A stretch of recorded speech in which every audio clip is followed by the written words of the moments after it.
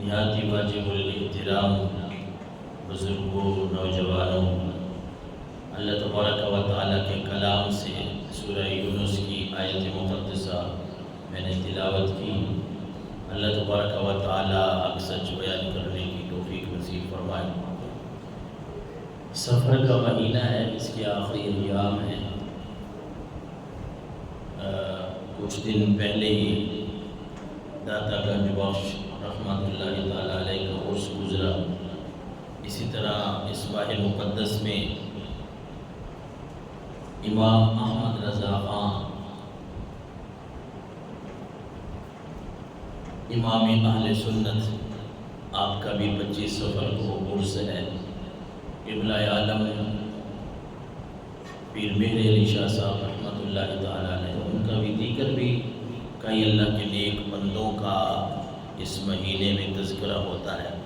پچھلے جمعے پہ ہم نے توہمات کے بارے میں پڑھا کہ جو ذہن میں خیالات آ جاتے ہیں،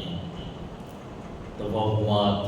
وہم پرستی، کوئی میرا اس وجہ سے کام نہیں ہوا کہ فلاں مجھے مل گیا، فلاں جانور راستہ کاٹ گیا، احادیث رسول کے حوالے سے۔ اسی طرح آج کی جو محفل ہے، اس میں ہم اللہ اور اس کے رسول صلی اللہ علیہ وسلم کی باتوں کو سامنے رکھتے ہوئے دیکھنا یہ ہے کہ اللہ کے جو نیک بندے ہوتے ہیں ان کی نشانیاں کیا ہیں، اللہ کے نیک بندوں کی علامات کیا ہیں۔ کیا میں یہاں بورڈ لکھ کے لگا دوں، آپ کسی جگہ پہ بیٹھ جائیں کہ بھئی میں پیر صاحب ہوں، میں فلاں دم دھاگا کرتا ہوں، تو کیا ہر بندے کے پاس ہمارا آنا جانا لگا رہے؟ اور مرد کلندر اللہ کا نیک بندہ وہ کون ہوتا ہے؟ کسے کہیں گے؟ کس کے پاس دعا کے لیے ہمیں جانا چاہیے؟ کام تو اللہ نے کرنا ہے، لیکن ہم یہ سمجھتے ہیں، ہمارا یہ عقیدہ اور ایمان ہے کہ کوئی بھی اللہ کا نیک بندہ وہ اگر ہمارے لیے ہاتھ اٹھا دے تو ہو سکتا ہے ہماری بگڑی بن جائے، اللہ ہمارے لیے آسانیاں پیدا کر لے۔ ورنہ مسلمان کا عقیدہ یہی ہے کہ اللہ تبارک و تعالیٰ وحدہ لا شریک ہے، اس کے سوا کسی سے مدد مانگنا، اس کے سوا کسی سے کچھ مانگنا، بلکہ حضرت عبداللہ ابن عباس رضی اللہ تعالیٰ عنہ فرماتے ہیں کہ میں رسالت مآب صلی اللہ علیہ وسلم کے پیچھے بیٹھا تھا، سواری پہ کہیں جا رہے تھے، تو اللہ کے نبی صلی اللہ علیہ وسلم نے فرمایا یا غلام، اے بچے، اے لڑکے، میری بات سنو غور سے ذرا۔ تو کہتے ہیں میں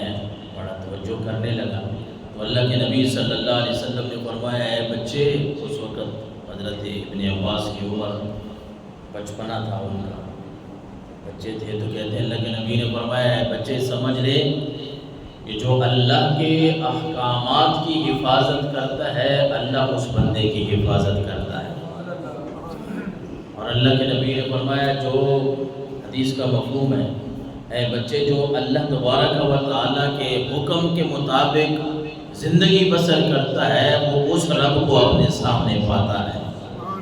وہ رب اس کے سامنے ہوتا ہے، اس کی مدد اس کے شامل حال ہوتی ہے۔ اور اس کے بعد حدیث مبارکہ کے جملے جو میں آپ کو بتانے لگا ہوں وہ یہ ہے کہ آپ صلی اللہ علیہ وسلم نے فرمایا بچے جب بھی مانگو، حضور نے فرمایا بچے میں لڑکے آپ کو وہ باتیں بتانے لگا ہوں جو بڑی اہم ہیں، ان میں سے پھر آپ نے اسی حدیث مبارکہ میں فرمایا کہ اے لڑکے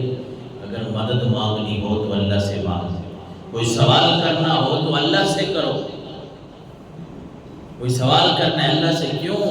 پھر اللہ کے نبی نے فرمایا کیونکہ ساری دنیا اللہ تمہیں نفع دینا چاہے اور ساری دنیا اکٹھی ہو جائے کہ اللہ اس کو نفع نہیں دینا، کوئی سوئی کے نکے کے برابر بھی کچھ نہیں کر سکتا، اللہ اس کو نفع عطا فرمائے۔ اور فرمایا ساری دنیا اکٹھی ہو جائے، ساری دنیا جمع ہو جائے اور رب تمہیں نقصان دینا چاہے،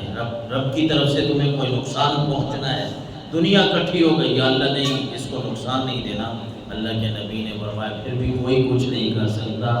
ہونا وہی ہے جو رب کو منظور ہے۔ تو اس لیے ہم اللہ کے نیک بندوں کو مانتے ہیں کس حوالے سے مانتے ہیں کہ وہ اللہ کے نیک بندے ہیں؟ ہم ان کو خدا نہیں سمجھتے، لوگ بہتان لگاتے ہیں ہمارے اوپر، لوگ اعتراض کرتے ہیں کہ یہ جو سنی لوگ ہیں نا، یہ بس سنی ہی ہیں، بس یہ پیروں کے پاس جاتے ہیں، ان سے اپنی منتیں مانگتے ہیں، یہ کرتے ہیں۔ حالانکہ بات یہ نہیں ہے، ہم اللہ کو وحدہ لا شریک مانتے ہیں، عبادت کے لائق ہی صرف اللہ کو مانتے ہیں، عبادت کا مستحق ہے ہی اللہ، اور اللہ کے نیک بندوں کو ہم اسی طرح مانتے ہیں جس طرح ہمیں اللہ کا حکم ہے، اللہ کے نبی کا حکم ہے کہ وہ اللہ کے نیک بندے ہیں۔ چلو میں اگر چلا بھی گیا کسی کے پاس اور میں جا کے دعا کرواتا ہوں تو میرا ذہن یہی ہوتا ہے کہ کام کرنے والی ذات، مؤثر حقیقی فاعل وہ اللہ کی ذات ہے، لیکن یہ جو اللہ کا نیک بندہ ہے، اس نے اگر میرے لیے چار جملے کہہ دیے تو اللہ تعالیٰ میری بگڑی بنا دے گا۔ اعلیٰ حضرت عظیم البرکت مجدد دین و ملت امام احمد رضا خان، آپ بھی انہی اللہ کے نیک بندوں میں سے ہیں۔ حضور داتا گنج بخش رحمت اللہ تعالیٰ علیہ، پیر قبلہ عالم مہر علی شاہ، یا کوئی بھی آپ لے لیں، پیر ہوتا ہی وہی ہے جو آپ کو اللہ کی باتیں سنائے، اللہ کے رسول کی باتیں سنائے، جسے خود ہی پتہ نہ ہو شریعت کا، جسے خود ہی پتہ نہ ہو شریعت کا، اسے پتہ ہی نہیں ہے نماز کیا ہے، نماز کو پڑھنا کیسے، وہ آپ کو کیا سیدھا راستہ دکھائے۔ قبلہ عالم پیر، یعنی پہلے یہ ہوتا تھا